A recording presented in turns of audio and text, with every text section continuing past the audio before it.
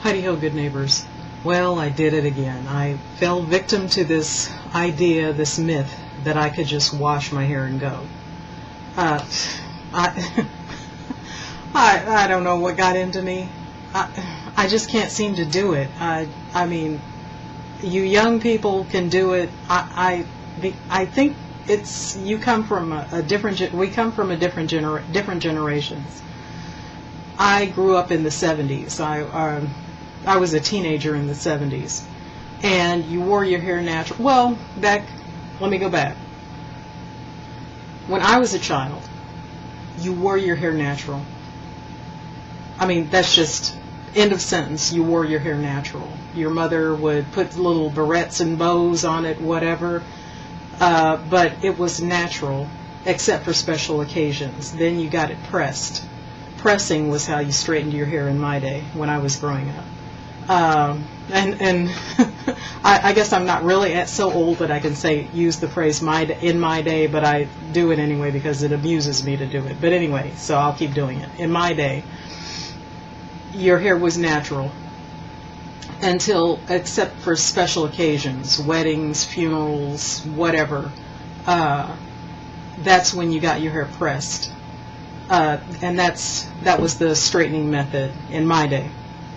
You got your hair pressed. I don't know how familiar any of you are with pressing, because I hear a lot about what is this, the flat iron now. But pressing, for those of you who don't know, it was basically a comb, a long, thin comb, metal comb, that looked kind of like a fine-tooth comb as far as how close together the tines were. But you heated that up either on a stove or a special oven to heat the hot comb, or hot comb, pressing comb, those are interchangeable. And then you you straightened it however. I mean, because I personally didn't press my hair. Someone else was always pressing it. So I believe start at the ends and then work your way up. And you would, just to make it more straight, they would usually have a towel on the other side and work it down, and that's how you straightened your hair. But in my day, like I say, in my day, pressing was how you straightened your hair, and you had your hair pressed on special occasions. I believe Madam C.J. Walker is the one who started the pressing comb, straightening with the pressing comb. But as time went on, that's when perms, or some people say relaxers, I still say perm, became more gentle on the hair, I believe. So as time went on, that's when the perms became more in use as a straightening, and it was straightened all the time. But just to give you a little more background, I wore my hair natural most of the time in my youth, because I've always been one to ask why we do things a certain way. And I asked myself, well, why do we straighten our hair? Or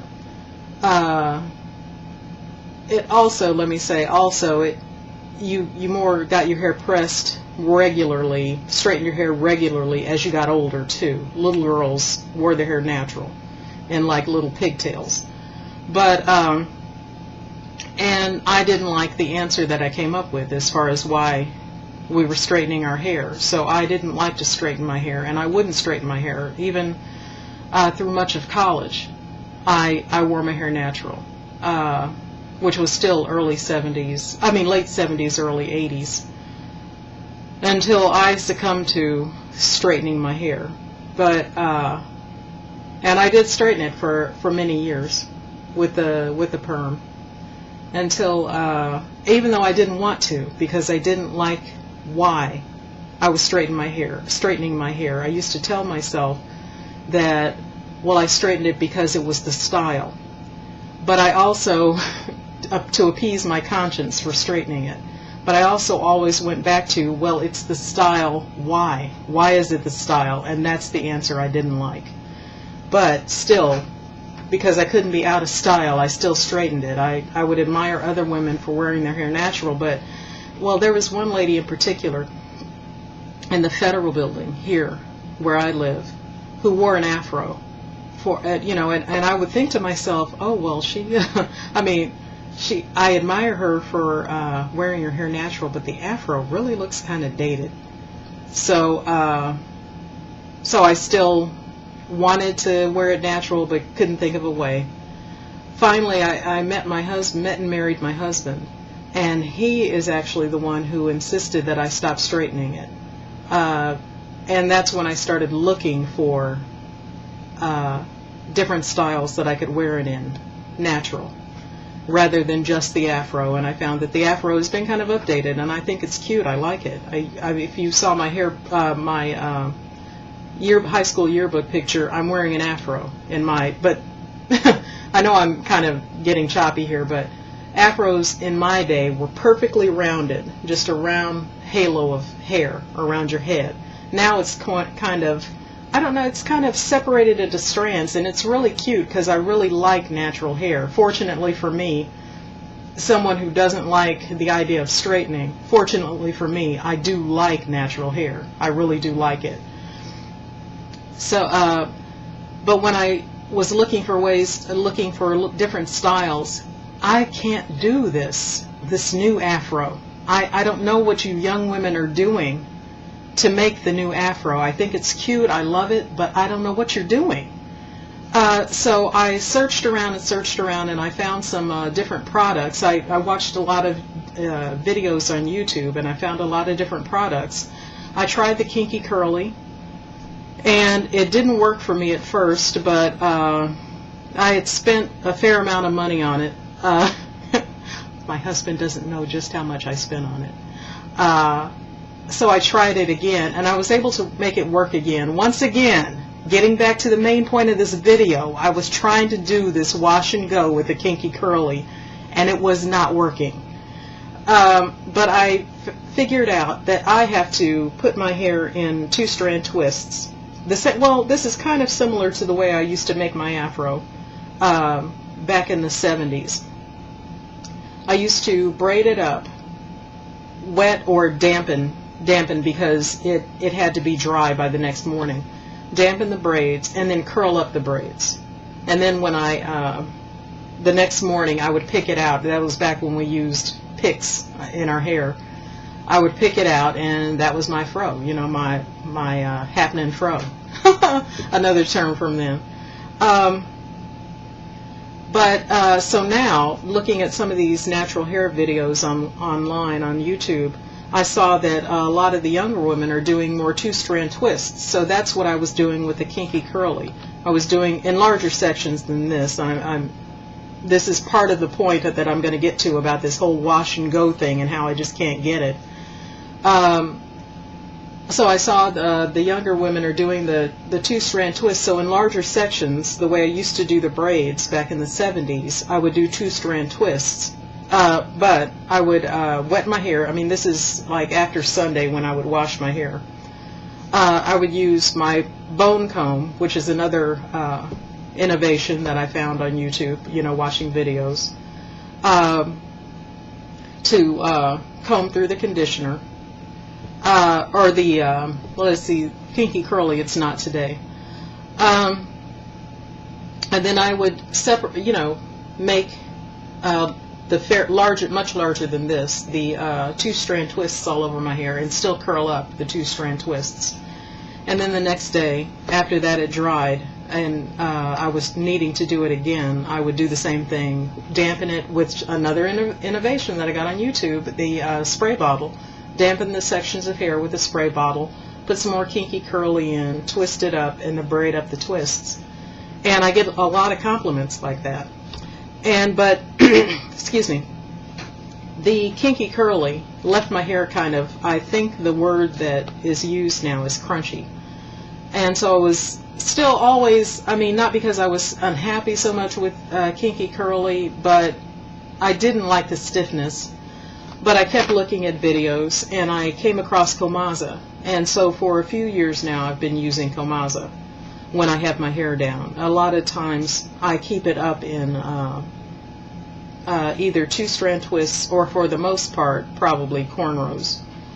But excuse me, when I take it down, or when I took it down, I was using Komaza, which Komaza is very nice. It leaves your hair very soft, feeling very soft, not that crunchiness or that you don't get that goopy feeling when you're using it like you do with the Komaza. I mean, with the Kinky Curly. But okay, me again. Excuse me, always trying to do new and different things, or looking for other ways. What are, you know, what are other people using? And I came across some videos just this last week. Someone, and her hair looked so cute. I mean, just so cute. And she said that she used Diva Curl. So of course I went out and bought everything. I bought, because I'm a whole liner, or I know some of you say product junkie, but I call myself a whole liner. I buy the whole line. Although this time I kind of held myself back. I didn't buy the entire line, but I bought the shampoo, the conditioner, and then the styling. Okay, I bought of the Diva Curl. I bought the Diva Curl No Poo. Okay, that if anyone is new to this, no poo, that means no shampoo. It doesn't lather up. It gets your hair clean, but it doesn't lather it up, because what I think they call it, the silicone that makes it lather, is also damaging to the hair, is what they're saying. I bought the Diva Curl, and this is not an ad for Diva Curl, but I bought the Diva Curl One Condition. That's the conditioner. And I bought 2 styling products. This is the Diva Curl Frizz-Free Moisturizing Foam, and the Diva Curl Styling Cream. And I'm thinking, and I'm looking at all these videos about wash and go, and I could tell these women are young, and anyway, but I'm thinking, oh, okay, I'm going to do wash and go now. So I tried it again. I just washed my hair this morning, and it's not getting it. I've just come to the conclusion, wash and go is just not for me. I cannot wash and go. I don't know if it's because I come from a different generation, and it's not a matter of, now, before you think that I'm saying that this is a bad thing, I'm not. I'm just saying this is how it is. That doesn't make it a bad thing. That I cannot just wash my hair and walk out the door. You know, scrunch some product in it and walk out the door. My hair is a process. That doesn't make it bad, because I know some people will consider, because I say you can't wash, or at least I can't wash and go, that I have some sort of complex about my hair. I do not. But it is a process, that I cannot just wash my hair, scrunch some product into it, and go. I have to wash my hair, scrunch some product into it, or comb some product through it. I use the bone comb once a week, getting back to the process. Once a week, that's when I use a comb on my hair, when I'm combing the product, the conditioner through. Because I think I'm going to go back to Komaza. Excuse me. And then twist it up and do my regular thing, curling up the twists, and then styling it the next day, which I do in the ladies' room when I get to work. But anyway, so you know, I put these in here to see what this looks like once they dry. My hair's still wet, but I don't think I can do the wash and go. I don't know if I'm doing it wrong, or I don't know if, like I say, if I come from a different generation where you have to actually work with your hair to make a style. You can't just wash it, scrunch some product through it, and walk out the door. And because I don't think I can do that. It's right now I do have this Diva Curl in here, but I don't think I'm going to walk out the door like this. I put these in here to kind of see what they look like once they dry and I take them down. But I just don't think it's for me. Wash and go. So I'm throwing in the towel on the wash and go. It's like El